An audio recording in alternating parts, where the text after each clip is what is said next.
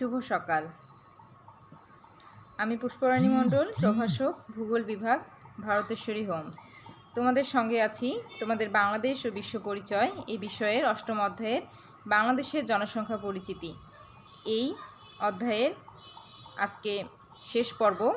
এই বিষয়ের উপর যে বিষয়গুলোর উপর কথা বলবো, চলো আমরা সেগুলো দেখে নিই। বাংলাদেশের জনসংখ্যা ও প্রাকৃতিক সম্পদ, বনজ সম্পদের উপর চাপ, কৃষি জমির উপর চাপ, গ্যাস ও তেলের উপর চাপ, পানি সম্পদের উপর চাপ, বাংলাদেশের জনসংখ্যা বৃদ্ধির কারণ, প্রভাব ও সমাধান। চলো দেখি বাংলাদেশের জনসংখ্যা ও প্রাকৃতিক সম্পদ এই বিষয়টা নিয়ে আমরা একটু কথা বলি। প্রাকৃতিক সম্পদ আসলে কি? প্রকৃতি থেকে প্রাপ্ত যে সম্পদ মানুষের উপকারে লাগে তাই প্রাকৃতিক সম্পদ। এক কথায় আমরা প্রকৃতি থেকে যে সম্পদগুলো পেয়ে থাকি সেই সম্পদগুলোই প্রাকৃতিক সম্পদ। যে দেশ প্রাকৃতিক সম্পদে যতটা সমৃদ্ধশালী সেই দেশ কিন্তু অর্থনৈতিকভাবে ততটাই সমৃদ্ধ। প্রাকৃতিক সম্পদ একটা দেশে যত বেশি থাকবে সেই দেশটা অর্থনৈতিকভাবে ততটা স্বাবলম্বী হবে, সেই দেশটা অর্থনৈতিকভাবে ততটা সমৃদ্ধ হবে এবং সেই দেশটা অনেক বেশি উন্নত হবে। আমাদের দেশে যে প্রাকৃতিক সম্পদগুলো আছে এই সম্পদগুলো কি কি সেটা আমরা দেখি। আমাদের দেশের প্রাকৃতিক সম্পদগুলোর মধ্যে রয়েছে বনভূমি, খনিজ কয়লা, পাথর, শিলা, প্রাকৃতিক গ্যাস। আর এই যে প্রাকৃতিক গ্যাস এগুলো যেহেতু মানুষের উপকারে লাগে, আমাদের দেশ জনবহুল দেশ হওয়ার কারণে এই প্রাকৃতিক সম্পদের উপর জনসংখ্যার চাপটা কিন্তু অনেকাংশে বেড়ে যাচ্ছে। এক কথায় এই অল্প সংখ্যক প্রাকৃতিক সম্পদ বেশি মানুষের মধ্যে কি করতে হচ্ছে, বন্টন করতে হচ্ছে। আর যার কারণে এই প্রাকৃতিক সম্পদের উপর জনসংখ্যার চাপ কিন্তু বেড়ে যাচ্ছে। আর এই প্রাকৃতিক সম্পদ কিন্তু আমাদের দেশে জনগণের চাহিদার তুলনায় অপ্রতুল বা অনেকটাই কম। এখন এই সম্পদের উপর বাংলাদেশের জনসংখ্যার স্বাভাবিকভাবে তাহলে চাপের সৃষ্টি হবে। বাংলাদেশের জনসংখ্যা যেহেতু দ্রুতগতিতে বৃদ্ধি পাচ্ছে, এই বিশাল জনগোষ্ঠীর চাহিদাটা যখন নিরূপণ করতে যাব আমরা, তখন কিন্তু এই সীমিত সংখ্যক প্রাকৃতিক সম্পদ দিয়ে চাহিদা মেটানো সম্ভব হয় না। তাই এই সম্পদের উপর জনসংখ্যার একটা স্বাভাবিকভাবে চাপ পড়ে। এখানে খেয়াল করে দেখো, বাংলাদেশের প্রাকৃতিক সম্পদের মধ্যে আছে বনজ সম্পদ, বিভিন্ন ধরনের শিলা, প্রাকৃতিক গ্যাস। এগুলো ছবিতে দেখা যাচ্ছে বনজ সম্পদ এবং বিভিন্ন ধরনের শিলা। এখন আসি আমরা বনজ সম্পদের উপর চাপ নিয়ে। বনজ সম্পদ আমরা জানি একটা প্রাকৃতিক সম্পদ। এই বনজ সম্পদটা কি সেটা একটু আমরা দেখি। বন থেকে প্রাপ্ত যে সম্পদ মানুষের কাজে লাগে তাই বনজ সম্পদ। এক কথায় বন থেকে প্রাপ্ত যা কিছু তার সব কিছুই কিন্তু বনজ সম্পদ। সেটা হতে পারে বনের গাছপালা থেকে প্রাপ্ত কাঠ, আবার হতে পারে বনের এই গাছপালা থেকে সংগৃহীত ওষুধ, আবার হতে পারে এখান থেকে প্রাপ্ত বিভিন্ন জীবজন্তুর দেহাবশেষ, আবার হতে পারে এখান থেকে প্রাপ্ত মধু, মোম। এই সব কিছুই কিন্তু বনজ সম্পদেরই অংশ। বাংলাদেশের জনসংখ্যা দিন দিন বৃদ্ধি পাচ্ছে, এটা তোমরা জানো। এই জনসংখ্যা দিন দিন বৃদ্ধির ফলে বনজ সম্পদের উপর চাপের সৃষ্টি হচ্ছে। প্রকৃতি তার ভারসাম্য হারিয়ে ফেলছে। আবার আমাদের যে বিভিন্ন অবকাঠামো নির্মাণ হচ্ছে, যেমন ঘরবাড়ি, অফিস আদালত, রাস্তাঘাট, এই সকল কিছু নির্মাণ করার কাজেও কিন্তু এই বনজ সম্পদটা ব্যবহৃত হচ্ছে। ফলে কি হচ্ছে, এই প্রাকৃতিক সম্পদের উপর চাপের সৃষ্টি হচ্ছে। এমনিতেই আমাদের দেশে যে পরিমাণ বনভূমি থাকা প্রয়োজন সেই পরিমাণ বনভূমি কিন্তু নেই। আমাদের দেশের বনভূমি কিন্তু প্রয়োজনের তুলনায় অপ্রতুল। আবার যতটুকু বনভূমি আছে তাও জনসংখ্যার চাহিদা পূরণের জন্য, জনগণের চাহিদা পূরণের জন্য তাও ধীরে ধীরে উজাড় হয়ে যাচ্ছে। পাশে খেয়াল করে দেখো, গত 25 বছরে দেশের বনভূমি কতখানি কমে গেছে আমাদের দেশে। হেক্টর প্রতি 2015 সালে 1429, 2010 সালে 1442, 2005 সালে 1455, 2000 সালে 1468, 1990 সালে 1494। 1990 সালে কিন্তু কত বেশি ছিল, 2015তে এসে কতটা কমে গেছে। গত 25 বছরে দেশের বনভূমি কমে গেছে 65,000 হেক্টর বনভূমি কিন্তু কমে গেছে এই 25 বছরে। তাহলে অবশ্যই বনজ সম্পদের উপর জনসংখ্যার একটা চাপের সৃষ্টি হয়েছে। খেয়াল করে দেখো, বনজ সম্পদ আর এই বনের এই গাছপালাগুলোকে কেটে কিন্তু আমরা কি করছি, বিভিন্ন ধরনের অবকাঠামো নির্মাণ করছি। এরপরে চলে আসো কৃষি জমির উপর চাপ। কৃষি জমি থেকে কিন্তু বিভিন্ন ধরনের খাদ্যশস্য উৎপাদিত হয়ে থাকে, যেমন ধান, গম, ডাল, বিভিন্ন ধরনের সবজি, এই সব কিছু আমরা কোথা থেকে পাই? আবাদযোগ্য জমি বা কৃষি জমি থেকে পাই। এই জনসংখ্যা যখন বৃদ্ধি হবে স্বাভাবিকভাবে এই আবাদযোগ্য জমির উপরেই কিন্তু চাপ পড়বে। জনসংখ্যা বৃদ্ধির ফলে আবাদযোগ্য জমি মানুষ কী করবে? ঘরবাড়ি নির্মাণের কাজে তখন ব্যবহার করবে, যার ফলেও কিন্তু কৃষি জমির উপর কী হবে? চাপের সৃষ্টি হবে। ছবিতে দেখো, বাম পাশের ছবিতে দেখো সুন্দর ধানের ক্ষেত, এবং ডান পাশের ছবিতে দেখো এই ধানের ক্ষেতগুলোকেই পরবর্তীতে ব্যবহার করে কি করা হচ্ছে? আবাদযোগ্য জমিকে ব্যবহার করে ঘরবাড়ি নির্মাণের কাজে ব্যবহার করা হচ্ছে। তখন কিন্তু আবাদযোগ্য জমির পরিমাণ কমে যাচ্ছে। আর এর পাশাপাশি ব্যবসা বাণিজ্যর প্রসার, শিল্পায়ন, তারপর শহর বা নগর গড়ে ওঠার কারণেও কিন্তু এই কৃষি জমির উপর কি হচ্ছে? চাপের সৃষ্টি হচ্ছে। এরপরে আসো গ্যাস ও তেলের উপর চাপ। প্রাকৃতিক গ্যাস, খনিজ তেল এগুলো আমরা জানি প্রাকৃতিক সম্পদ। আমরা যেহেতু আলোচনাই করছি আজকে প্রাকৃতিক সম্পদ নিয়ে, আর বাংলাদেশের জনসংখ্যার কিভাবে এই প্রাকৃতিক সম্পদের উপর চাপের সৃষ্টি করে সেই বিষয় নিয়েই কিন্তু আমরা আলোচনা করছি। তাহলে গ্যাস এবং তেলের উপর চাপ, প্রাকৃতিক গ্যাস, খনিজ তেল এগুলোও কিন্তু প্রাকৃতিক সম্পদ। অধিক সংখ্যক জনগণের চাহিদা পূরণের জন্য প্রাকৃতিক গ্যাস, খনিজ তেল এগুলো কি হচ্ছে? ধীরে ধীরে নিঃশেষ হয়ে যাচ্ছে।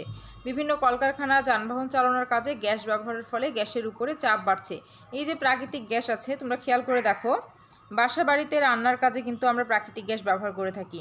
আবার কলকারখানা চালানোর কাজে ব্যবহার করা হয়, যানবাহন চালানোর কাজে ব্যবহার করা হয়। এখন কলকারখানা চালানোর কাজে বলতে শিল্প প্রতিষ্ঠানগুলোতে যেমন সার উৎপাদন, কীটনাশক উৎপাদন, আবার বিদ্যুৎ উৎপাদনের কাজে কিন্তু প্রাকৃতিক গ্যাস ব্যবহার করা হয়। ছবিতে দেখো তিতাস গ্যাস ক্ষেত্র এবং আশুগঞ্জ বিদ্যুৎ উৎপাদন ক্ষেত্র। এই যে তিতাস গ্যাস ক্ষেত্র, এই তিতাস গ্যাস ক্ষেত্র থেকে যে গ্যাস পাওয়া যায় এই গ্যাসই কিন্তু আবার আশুগঞ্জের বিদ্যুৎ উৎপাদন কেন্দ্রে বিদ্যুৎ উৎপাদনের কাজে লাগে। তাহলে এই গ্যাসের সাহায্যে কিন্তু আবার কি হচ্ছে? বিদ্যুৎও উৎপাদন করা হচ্ছে। তাহলে এই গ্যাসের সাহায্যে আমরা রান্নাবাড়ি করছি, যানবাহন চলছে, বিদ্যুৎ উৎপাদন হচ্ছে, বিভিন্ন কলকারখানা চলছে। তাহলে কি অবশ্যই গ্যাসের উপরে চাপের, গ্যাসের উপরে, তেলের উপরে কি হচ্ছে? চাপের সৃষ্টি হচ্ছে। এরপরে আসো পানি সম্পদের উপর চাপ। পানি কিন্তু আমাদের মানে জীবন ধারণের জন্য একটা অন্যতম কি বলবো, পানি এক কথায় জীবন, মানে পানি ছাড়া আমরা বাঁচতে পারবো না। তাহলে এই পানি সম্পদের উপরেও কিন্তু চাপের সৃষ্টি হচ্ছে। অধিক সংখ্যক জনসংখ্যার কারণে এই পানির উপরেও একটা চাপের সৃষ্টি হচ্ছে। কলকারখানার বজ্র পানি সম্পদকে কী করে? নানাভাবে দূষিত করছে। পানিতে বসবাসকারী যে জীবকুল আছে এই বজ্র পদার্থের কারণে এই জীবকুলগুলো কী হচ্ছে? ধ্বংস হচ্ছে। সাগরের পানিও দূষিত হচ্ছে, ফলে প্রাকৃতিক দুর্যোগ বেড়ে যাচ্ছে। ছবিতে দেখো কি সুন্দর নির্মল পানি, আর পাশের ছবিতে দেখো এই পানিটা আমরা কি করছি? দূষিত করে ফেলছি। অধিক সংখ্যক জনসংখ্যার কারণেই কিন্তু কলকারখানা, যানবাহন এগুলো থেকে নিঃসরিত বিভিন্ন বজ্র পদার্থ সেগুলো কোথায় গিয়ে পড়ছে? পানিতে গিয়ে ফেলছি আমরা। এই পানিতে ফেলার কারণে পানি কি হচ্ছে? ধীরে ধীরে দূষিত হয়ে যাচ্ছে। তাহলে পানি সম্পদের উপর তখন চাপের সৃষ্টি হচ্ছে। আর বাংলাদেশের এই অধিক সংখ্যক জনসংখ্যার কারণেই কিন্তু এই পানি সম্পদের উপরও চাপের সৃষ্টি হচ্ছে। দেখো বাংলাদেশের জনসংখ্যা বৃদ্ধির ধরন, কিভাবে বাংলাদেশের জনসংখ্যা বৃদ্ধি হচ্ছে সে বিষয়টা তোমরা একটু খেয়াল করো। 1974 সালে কিন্তু বাংলাদেশের জনসংখ্যা ছিল 7.64 কোটি। 1991 সালে ছিল 11.15 কোটি। 2001 সালে ছিল 12.93 কোটি। 2007 সালে ছিল 14.06 কোটি। 2011 সালে যখন আমাদের দেশের সর্বশেষ আদমশুমারি হয় সেই হিসাব অনুযায়ী বাংলাদেশের জনসংখ্যা 14,97,72,364 জন। তাহলে দেখো 1974 সালে মাত্র 7 কোটি, আর 2011-তে এসে সেটা 14 কোটি। তাহলে জনসংখ্যা কতটা বেড়ে গেছে। এবার আসো 2001 সালে জনসংখ্যার ঘনত্ব ছিল 834 জন, 2005 সালে ছিল 904 জন। এক কথায় প্রতি বর্গ কিলোমিটারে কতজন জনসংখ্যা বসবাস করে সেটাই জনসংখ্যার ঘনত্ব। 2009 সালে ছিল 953 জন, 2010 সালে ছিল 990 জন, 2011 সালে ছিল 1015 জন, 2016 সালে 1252 জন। তাহলে 2016 সালে এসে প্রতি বর্গ কিলোমিটারে বাংলাদেশে জনসংখ্যার ঘনত্ব 1252 জন। হিউজ পরিমাণ জনসংখ্যা প্রতি বর্গ কিলোমিটারে কিন্তু বসবাস করে থাকে। তাহলে এই যে এত পরিমাণ জনগণ, এত পরিমাণ জনসংখ্যা, বাংলাদেশের যে প্রাকৃতিক সম্পদগুলো আছে অবশ্যই এই প্রাকৃতিক সম্পদগুলোর উপর কী হবে? চাপের সৃষ্টি করবে। জনসংখ্যা ধীরে ধীরে বাড়ছে কিন্তু প্রাকৃতিক সম্পদ তো ধীরে ধীরে বাড়ছে না। এই অধিক সংখ্যক জনসংখ্যার কারণে কি হচ্ছে? এই প্রাকৃতিক সম্পদ ধীরে ধীরে কিন্তু কমে যাচ্ছে। এবার দেখো এখানে জনসংখ্যা বৃদ্ধির ফলে কি অবস্থা, ট্রেনে বাসে মানুষের কি পরিমাণ চাপাচাপি। এখানে কিছু চিত্র দেয়া হয়েছে, কিছু ছবি ধারণ করা হয়েছে, এগুলো দেখো তোমরা একটু, তাহলে বুঝতে পারবে বাংলাদেশের জনসংখ্যার বর্তমান পরিস্থিতিটা আসলে কি। এই যে জনসংখ্যা বৃদ্ধি হচ্ছে, জনসংখ্যা বৃদ্ধির পিছনে আসলে কারণগুলো কি। প্রথম কারণ দেখো, উচ্চ জন্মহার নিম্ন মৃত্যুহার। তোমরা জানো আমাদের দেশে কি চিকিৎসা ব্যবস্থার বর্তমানে উন্নয়ন হয়েছে, মানুষ আগের চাইতে এখন অনেক বেশি সচেতন। এই চিকিৎসা ব্যবস্থার উন্নয়ন, সচেতনতা, এসব কারণে মানুষের কিন্তু মৃত্যুহারটা কমে গেছে। আর মৃত্যুহারটা কমে গেছে মানে শিশু মৃত্যুর হারও কমে গেছে, মাতৃমৃত্যু হারও কমে গেছে, আবার বয়স্ক লোক যারা তাদেরও মৃত্যুহার কমে গেছে, সেজন্য বলা হচ্ছে নিম্ন মৃত্যুহার। কিন্তু জন্মহার কিন্তু সেই অনুযায়ী বাড়ছে। প্রতি বছর যত সংখ্যক লোক মারা যায় তার চাইতে কিন্তু বেশি সংখ্যক শিশু আবার জন্মগ্রহণ করে থাকে। এই কারণেই বলা হচ্ছে উচ্চ জন্মহার এবং নিম্ন মৃত্যুহার। এই উচ্চ জন্মহার এবং নিম্ন মৃত্যুহারের কারণে জনসংখ্যা ধীরে ধীরে বাড়ছে। বাল্যবিবাহ, যখন একজন মেয়ের বিবাহের বয়স হওয়ার আগেই একটা মেয়ের বিয়ে হয়ে যায়, তখন সে সন্তান ধারণের জন্য বেশি সময়সীমা পায়। এই বাল্যবিবাহের কারণেও কিন্তু জনসংখ্যা বৃদ্ধি পাচ্ছে। আবার বহুবিবাহ, একজন লোকের একজন স্ত্রী না হয়ে দুজন বা তিনজন বা চারজন স্ত্রী হলে তখন কিন্তু প্রত্যেক স্ত্রীরই সন্তান থাকবে, এক্ষেত্রেও কিন্তু জনসংখ্যা বৃদ্ধি পায়। তাহলে বহুবিবাহ জনসংখ্যা বৃদ্ধির কিন্তু একটা কারণ। তারপরে আসো ধর্মীয় কুসংস্কার। এই ধর্মীয় কুসংস্কারের যে বিষয়টা সেটা দেখো, গ্রামে অনেক লোক আছে যারা বলে যে মুখ দিবেন যিনি আহার দিবেন তিনি, এ ধরনের কিছু কুসংস্কার কিন্তু প্রচলিত আছে গ্রামীণ সমাজ ব্যবস্থায়। এই কুসংস্কারগুলোর কারণেও কিন্তু জনসংখ্যা দিন দিন বৃদ্ধি পাচ্ছে। এক কথায় জন্ম নিয়ন্ত্রণ পদ্ধতি ব্যবহার না করার কারণেও কিন্তু জনসংখ্যা কিন্তু বেড়ে যায়। আর জন্ম নিয়ন্ত্রণ পদ্ধতি ব্যবহার না করাটাও কিন্তু এক ধরনের গোঁড়ামি বা এক ধরনের কুসংস্কারের মধ্যেই পড়ে। আবার অনেকে আছে কি করে, ছেলে সন্তান প্রত্যাশা করে। এক কথায় ছেলে সন্তানের প্রত্যাশায় বারবার তারা সন্তান নিতেই থাকে। এই ছেলে সন্তানের প্রত্যাশায় কিন্তু তখন কি হচ্ছে, সেই পরিবারটাতে জনসংখ্যা বৃদ্ধি পাচ্ছে। আবার নারী শিক্ষার অভাবটা অবভিয়াসলি জনসংখ্যা বৃদ্ধির পিছনে কাজ করে থাকে। নারী শিক্ষার অভাব, দারিদ্রতা, এগুলো কারণেও জনসংখ্যা বৃদ্ধি পেয়ে থাকে।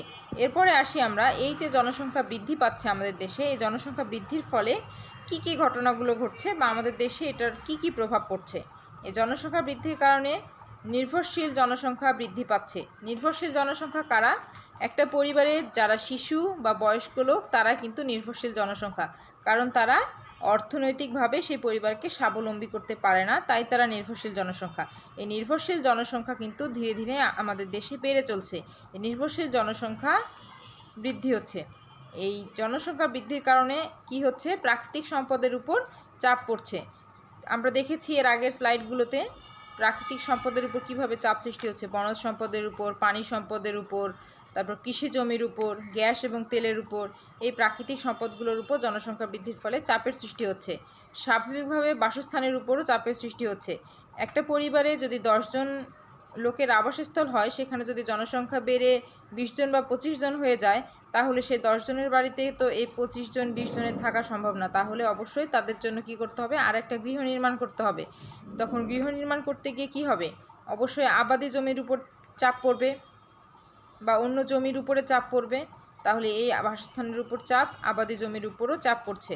খাদ্যের উপর প্রভাব, একটা পরিবারে আগে যদি 5 জন লোক, সেই পরিবারে যদি মানে খাদ্যের উপর যদি 5 জন লোকের প্রভাব থাকে, জনসংখ্যা বৃদ্ধির ফলে সেই পরিবারে 10 জন বা 15 জন হয়ে গেছে, সে একই পরিমাণ খাদ্য দিয়ে কি হবে, অবশ্যই খাবারের পরিমাণ কিন্তু বেড়ে যাবে। সেক্ষেত্রে জনসংখ্যা বৃদ্ধির ফলে কি হচ্ছে, খাদ্যের উপরেও প্রভাব পড়ছে। যাতায়াত ব্যবস্থার উপর প্রভাব, কিছুক্ষণ আগে তোমাদেরকে একটা ছবি দেখিয়েছি, ছবিতে তোমরা দেখেছো যে বাস, ট্রেন, এগুলোতে কিভাবে মানুষের ভিড়, তাহলে যাতায়াত ব্যবস্থার উপর প্রভাব পড়ছে। বেকারত্ব, অধিক সংখ্যক জনসংখ্যার ফলে আয়ের যে উৎসগুলো আছে, চাকরি বাকরি, ব্যবসা বাণিজ্য, বিভিন্ন শিল্প কারখানায় কাজের সুযোগ, কর্মসংস্থান, সেগুলো অধিক সংখ্যক লোকের জন্য কিন্তু দেওয়া সম্ভব হচ্ছে না, যার ফলে কি হচ্ছে, বেকারত্ব বেড়ে যাচ্ছে। এগুলোই হচ্ছে জনসংখ্যা বৃদ্ধির প্রভাব। এরপরে আমরা আসি, এই যে জনসংখ্যার বৃদ্ধি বা জনসংখ্যার সমস্যা, এই জনসংখ্যার সমস্যার সমাধানের জন্য করণীয়গুলো আসলে কি কি। বাল্য বিবাহ নিরোধ নামের একটা আইন আছে আমাদের দেশে। এই নিরোধ আইনটা কি করতে হবে, শুধু আইন খাতা কলমে বা কাগজে কলমে থাকলে হবে না, এটার কী করতে হবে, বাস্তবায়ন হতে হবে। বিবাহের ক্ষেত্রে ছেলেদের 21 বছর এবং মেয়েদের 18 বছর কার্যকর করতে হবে। বিবাহের ক্ষেত্রে ছেলেদের 21 বছরের নিচে বিয়ে করা যাবে না, মেয়েদের 18 বছরের নিচে বিয়ে করা যাবে না। কিন্তু আমাদের দেশে এমন অনেক হয় যখন কিন্তু 18 বছর হওয়ার আগে একটা মেয়ের বিয়ে দিয়ে দেওয়া হয়, 18 বছর হয়ে গেছে এরকম বলে, বা লুকিয়ে বিয়ে দেওয়া হয়। তো এগুলো এগুলো করা যাবে না। প্রাপ্তবয়স্ক নারী এবং পুরুষের জন্য উৎপাদনমুখী কর্মের সৃষ্টি করতে হবে। প্রাপ্তবয়স্ক নারী পুরুষ যারা আছে একটা পরিবারে উৎপাদন করার মতো বা কাজ করার মতো যারা আছে তাদের জন্য কি করতে হবে, উৎপাদনমুখী কর্মের সৃষ্টি করতে হবে। তারপর অবশ্যই জনগণকে ছোট পরিবার গঠনের জন্য উদ্বুদ্ধ করতে হবে। জনসম্পদকে কি করতে হবে, মানব সম্পদে পরিণত করতে হবে। এখন এই যে মানব সম্পদে কিভাবে পরিণত করা যাবে, যখন জনগণকে বা জনসম্পদকে বিভিন্ন ধরনের প্রশিক্ষণ, শিক্ষা, স্বাস্থ্যসেবা এগুলো দিয়ে জনগণকে যখন অনেক বেশি কর্মমুখী করে গড়ে তোলা যাবে, তখনই কিন্তু তা মানব সম্পদে পরিণত হবে। দক্ষ মানব সম্পদ শুধু দেশের জন্য নয়, বরং বিদেশে কর্মসংস্থানের ক্ষেত্রেও কী করবে, অনেক বড় ধরনের ভূমিকা রাখবে। এই হচ্ছে জনসংখ্যা সমাধানের জন্য করণীয়। বাংলাদেশ ও বিশ্ব পরিচয়ের যে 8ম অধ্যায়, বাংলাদেশের জনসংখ্যা পরিচিতি, এই জনসংখ্যা পরিচিতি এই অধ্যায় আজকের আলোচনার মধ্য দিয়ে শেষ হলো। আজকে তাহলে এ পর্যন্তই। ধন্যবাদ সবাইকে। অবশ্যই সুস্থ থাকবে, ভালো থাকবে।